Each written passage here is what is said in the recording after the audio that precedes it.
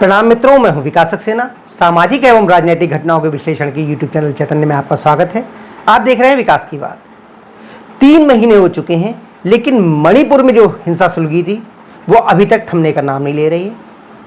खासतौर से हमने जब ये संसद का सत्र शुरू होने वाला था, मानसून सत्र, उससे एक दिन पहले जो कुकी महिलाओं के साथ में बर्बरता हुई थी उसका वीडियो देखा था, और उसके बाद से ये ज़्यादा चर्चा में आ गया है मणिपुर हिंसा का मामला।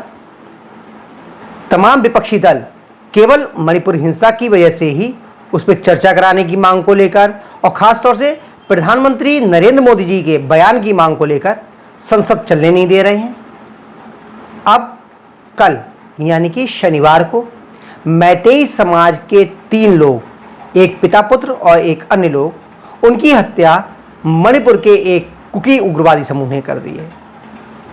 किसी भी तरह से, चाहे मैतेई समाज द्वारा हिंसा की जा रही हो या कुकी समाज के द्वारा, उस हिंसा को जायज़ नहीं ठहराया जा सकता। लेकिन वहां पर दोनों ही समुदाय के लोग पुलिस के और अर्धसैनिक बलों के हथियारों को लूट रहे हैं, उनके गोला बारूद को लूट रहे हैं और उसका इस्तेमाल एक दूसरे के खिलाफ कर रहे हैं। लेकिन एक खास वर्ग जो अपने देश में एक खास प्रकार का विमर्श करने की क्षमता रखता है और प्रयासरत रहता है, वो दिखाने की कोशिश कर रहा है कि मैतेई समाज जो है वो कुकी समुदाय पर अत्याचार कर रहा है। इसको लेकर यहां तक कि यूरोपीय यूनियन से भी प्रस्ताव पास हुआ कि कुकी समाज के खिलाफ बहुत ज़्यादा बर्बरता की जा रही है। तो आज के इस अंक में हम लोग मणिपुर की जो ये हिंसा चल रही है, इसके क्या कारण हैं और मैतेई समाज क्या कर रहा है, कुकी समाज क्या कर रहा है, इस पर थोड़ी सी चर्चा करेंगे। दरअसल मणिपुर जो है वो पूर्वोत्तर का राज्य है, जिसका 90% हिस्सा पहाड़ी है और केवल 10% या उससे भी कम हिस्सा जो है घाटी का है या मैदानी सा है, जो इम्फाल घाटी क्षेत्र है। मैतेई समाज इस इम्फाल घाटी क्षेत्र में ही रहता है और बाकी जो पहाड़ी क्षेत्र है 90% या उससे अधिक, उसमें कुकी समाज के लोग और नगा समाज के लोग रहते हैं। मणिपुर का एक बड़ा हिस्सा जो बॉर्डर क्षेत्र है वो म्यांमार से जुड़ता है। ये कहा जाता है कि जो कुकी समाज के लोग हैं और नगा समाज के जो लोग हैं, इन पर ईसाई मिशनरीज का ज़्यादा असर रहा और इनमें अधिकांश लोग जो हैं वो क्रिश्चियन धर्म को मानने वाले हैं, जबकि मैतेई समाज के जो लोग हैं वो हिंदू धर्म को मानते हैं। जब 1949 में मणिपुर का विलय भारत में हुआ, उससे पहले मैतेई समाज को जनजातीय समाज का दर्जा प्राप्त था। लेकिन जब से भारत में उसका विलय हुआ, भारत का संविधान बना, तो जो संविधान बना उसकी अनुसूचित जनजाति क्षेत्र की जो जातियां थीं उसमें मैतेई समाज को शामिल नहीं किया गया, लेकिन कुकी समाज को और नागा जो है वो जनजातीय समाज में शामिल है। इसका नतीजा ये निकला कि बहुत सारी नौकरियां जो थीं वो कुकी और नगा यानी जनजातियों के लिए आरक्षित हो गई, मैतेई समाज से उससे वंचित हो गया। इसके अलावा जो 90% क्षेत्र था आपका मणिपुर का, उसमें किसी भी प्रकार की ज़मीन की खरीद फरोख्त या उसमें रहने का अधिकार मैतेई समाज ने खो दिया। यह एक चीज़ और समझने की है कि मैतेई समाज जो है वो मूल रूप से मणिपुर का रहने वाला है, जबकि कुकी समाज जो है उसकी जड़ें म्यांमार उससे जुड़ती हैं, जिसे पहले हम बर्मा बोलते थे, वहाँ से जुड़ती हैं। मैतेई समाज पढ़ा लिखा समाज है और अधिकांश व्यवसायों पर मैतेई समाज का जो है वो अधिकार है, क्योंकि वो पढ़े लिखे लोग हैं।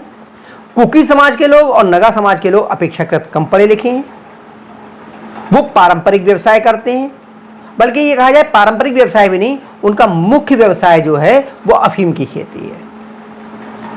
उसके अवैध कारोबार से, क्योंकि म्यांमार की सीमा पार करके वहाँ पर अफीम चली जाती है और वहाँ से पूरी दुनिया को, अफगानिस्तान को, सबको वहाँ से उसकी तस्करी हो जाती है।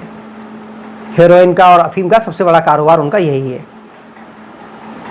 उन पे बहुत अच्छे हथियार हैं, क्योंकि तस्करी के काम है।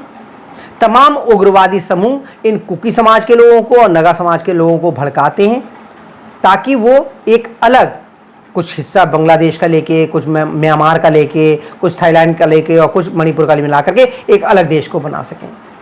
वो लगातार उनमें अलगाववाद की भावना विकसित करते रहते हैं।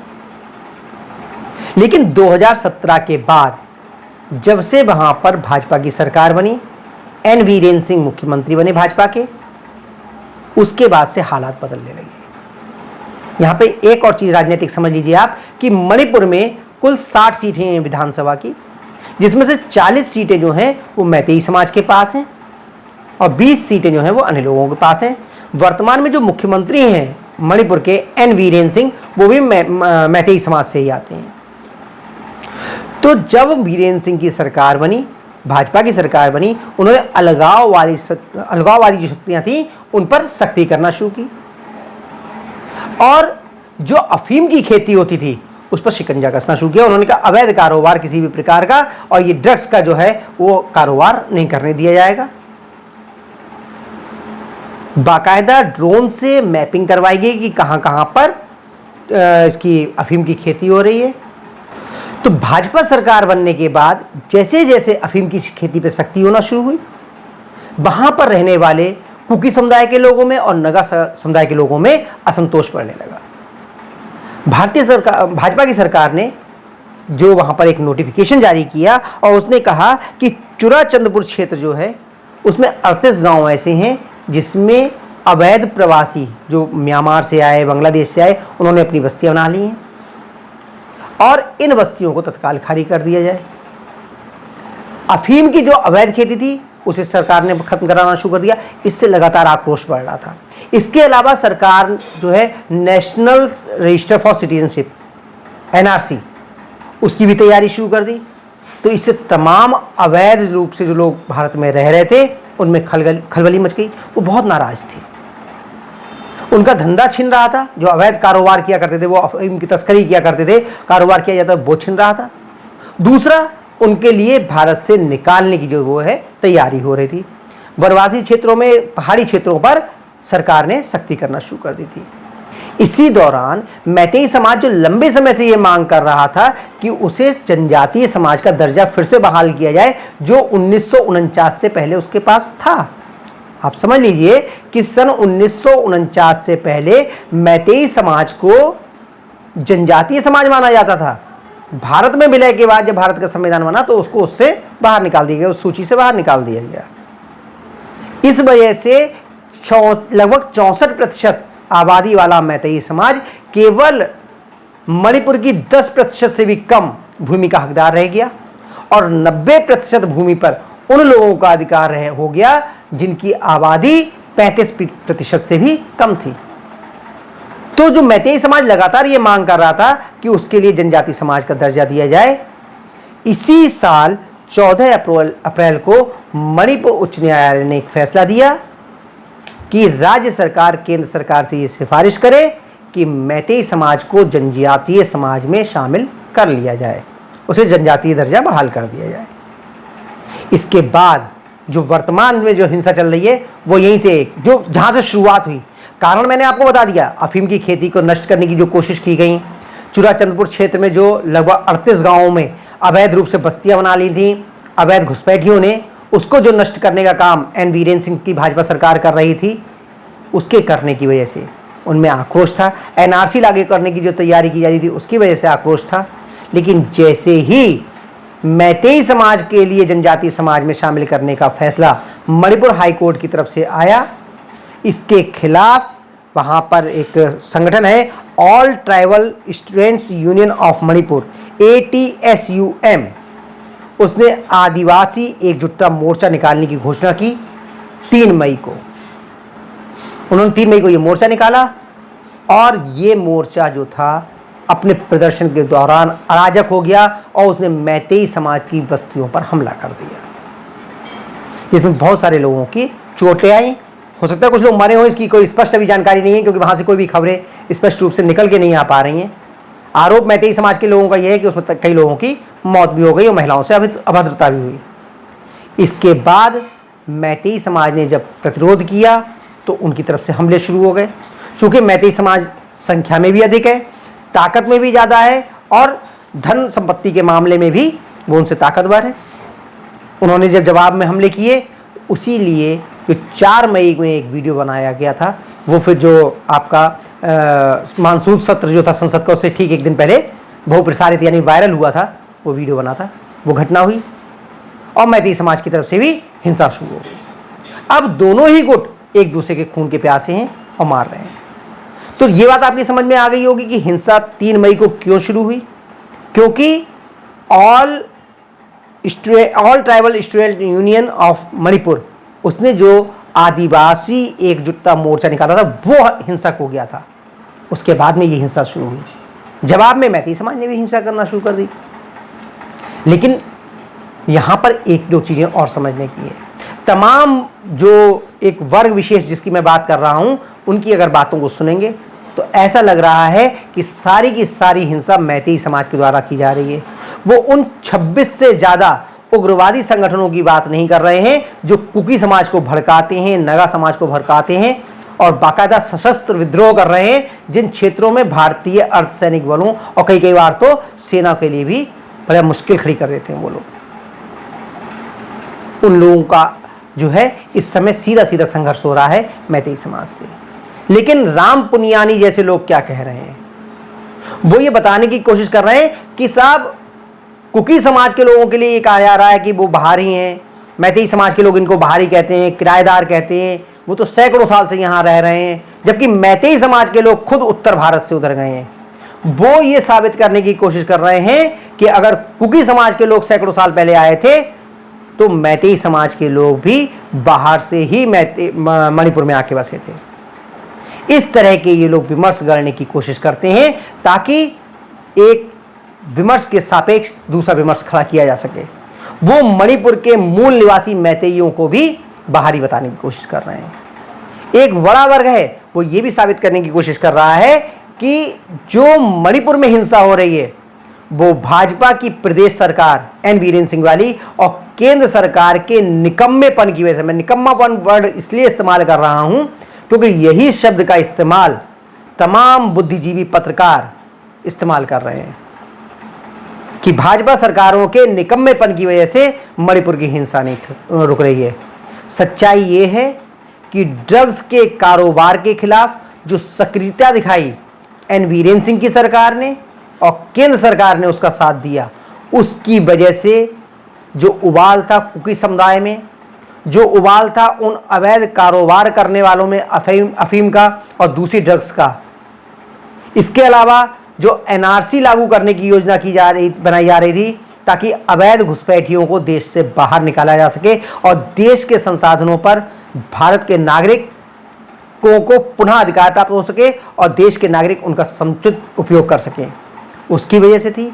और मणिपुर के मूल निवासी जो 10% से भी कम भूमि पर सिमट के रह गए थे, 64% से ज़्यादा आबादी होने के बाद उनको मणिपुर की पूरी धरती पर एक बार पुनः अधिकार मिल सके, इस तरह का जब हाईकोर्ट का आदेश आया तो कुकी समाज और नगा समुदाय के द्वारा जो हिंसा प्रारंभ की गई थी, ये उसका परिणाम है कि हिंसा अभी रुक नहीं पा रही है। ये बात सही है कि सरकारों को ज़्यादा तत्परता से इसे रोकने का प्रयास करना चाहिए, लेकिन जिस प्रकार का भौगोलिक परिस्थितियां हैं, जिस प्रकार के कुकी समुदाय में या पहाड़ी क्षेत्रों में उग्रवादी समूह मणिपुर में सक्रिय हैं, उस हिंसा को साध पाना या उस हिंसा को रोक पाना कोई आसान काम नहीं है। लेकिन जिस प्रकार से मणिपुर की एन बीरेन सिंह सरकार काम कर रही है, प्रयास कर रही है, उसको भी हम लोगों को गौर से देखना चाहिए।